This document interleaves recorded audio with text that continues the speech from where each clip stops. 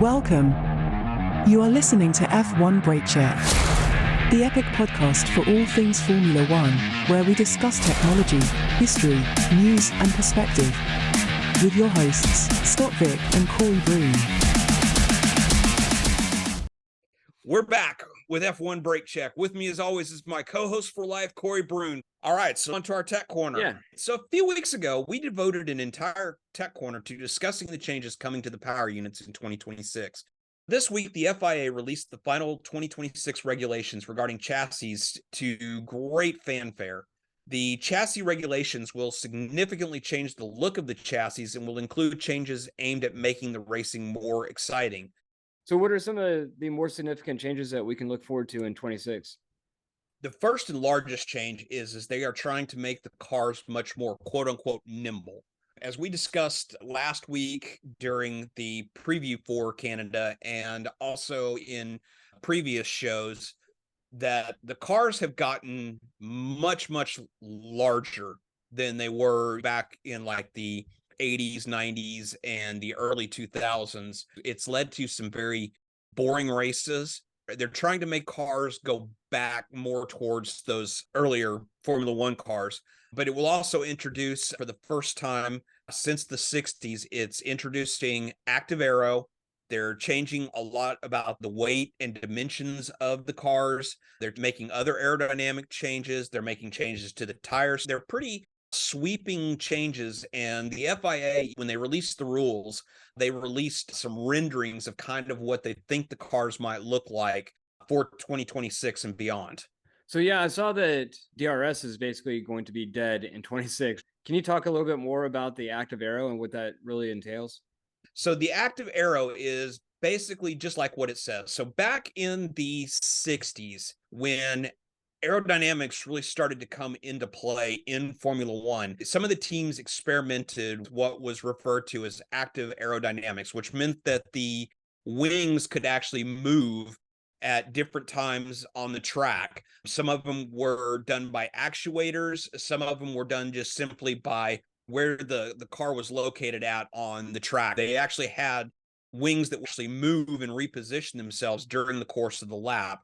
And because of the unreliability of the active aero, then where there was a lot of very well documented accidents that were caused by these aerodynamic elements being able to change during the course of a corner and stuff, and then they would suddenly fail and cause pretty horrific accidents. Right. Active aerodynamics was banned from being used by the cars. And when we talk about active aerodynamics, I kind of touched on it a little bit, that it's just the ability to change the aerodynamics of the car while it's out on track.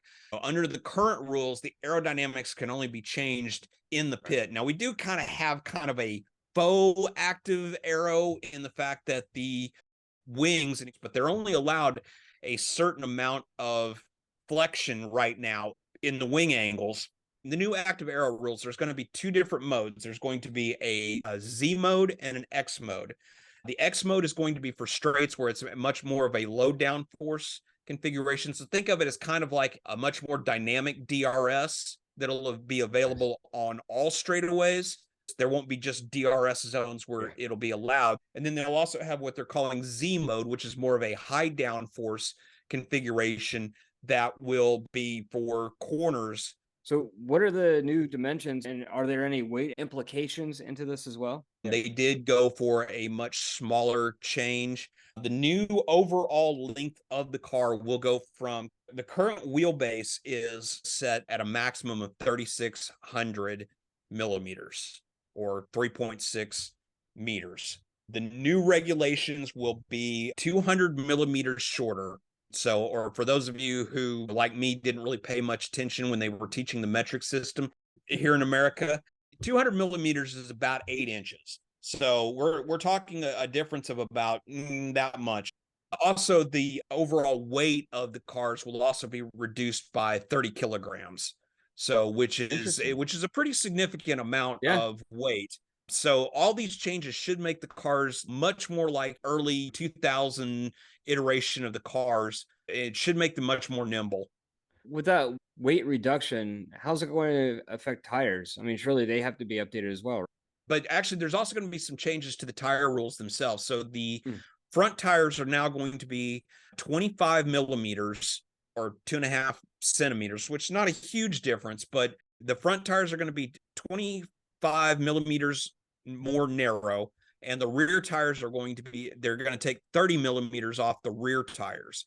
By reducing the width of the tire, one, it's going to reduce the amount of grip on the cars themselves, but it will also take and reduce the rolling drag coefficient, which should help the electrified part of the power unit. It's not going to sap as much power from them right. by having these more narrow tires.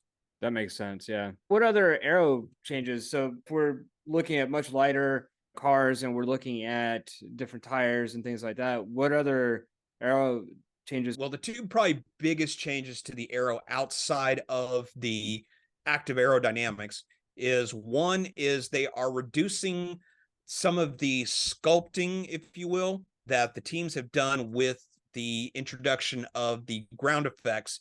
The bottom of the car is going to be much flatter than the current iteration. The ground effects will still be there, but they're not going to be able to sculpt a lot of the tuning vanes and things like that. The Venturi tunnels that are used for the ground effects will be much smoother, for lack of a better term, and much less sculpted. So it will make the floor much flatter. I mean, it's not going to be anywhere close to being as flat as they were pre-ground effects, where they literally were flat with the exception of the 10 millimeter plank running right down the middle that actually stuck down and from the floor. But they will be a pretty significant changes to the floor itself.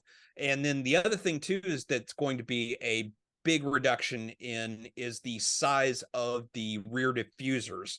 So right now the rear diffusers are huge and they're like super sculpted and everything in order to manage the air. They're reducing the size of the diffuser, which should take and help with the aerodynamics of cars following each other. So it should reduce the amount of dirty air coming off of the cars, but it will also reduce the downforce in the rear as well. For one, you're not going to have as much downforce being generated by the diffuser like what we have now. Also, because they are eliminating the beam wing, which is the lower element of the rear wing, that they would produce a lot of downforce by directing the air that was coming out of the diffuser over the beam wing to take and generate a lot of downforce on the rear end. All in all, it's going to reduce the overall downforce of the car. I've seen some articles on the manual override. Can you explain that a little bit better? The way you kind of have to think of it is for those who are familiar with IndyCar on road courses have a system that they refer to as push to pass, which is where they can press a button on the steering wheel. They can't use it on restarts. They can't use it at the start of a race, but during a race, all the drivers have what's called push to pass, which is, like I said, is where they can push a button on the steering wheel, and as long as they're holding it, they can get upwards of a 20-second boost in horsepower. Like now, right? That's exactly what it is. What it does is it takes and increases the amount of turbo power available to the engine, which increases the horsepower. They are limited in the amount of push to pass that they have during the course of a race. Yeah. The thing is that with the manual override that Formula One is introducing, this is part of the increased size of the power unit generation in the kinetic energy recovery system. And what this will do is it will be another button on the steering wheel that the drivers can push at any point.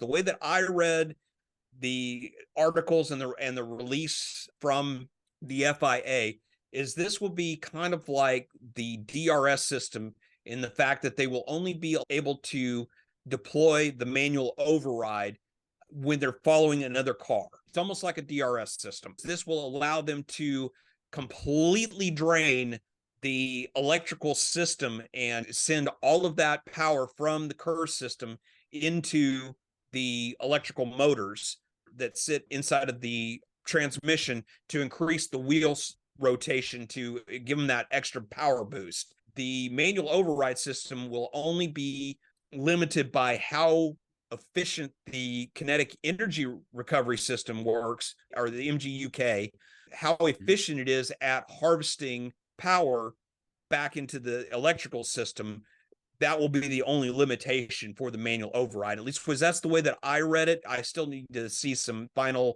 clarification on it. Thank you for listening to F1 Brake Check. If you have enjoyed what you heard, don't miss a single episode by hitting that subscribe button in your favorite podcatcher, or you can watch the video version on YouTube. Help us grow by sharing us with your friends and fellow F1 fans. You can contact us on Facebook, Instagram, Threads, TikTok and Exit F1 Brake Check.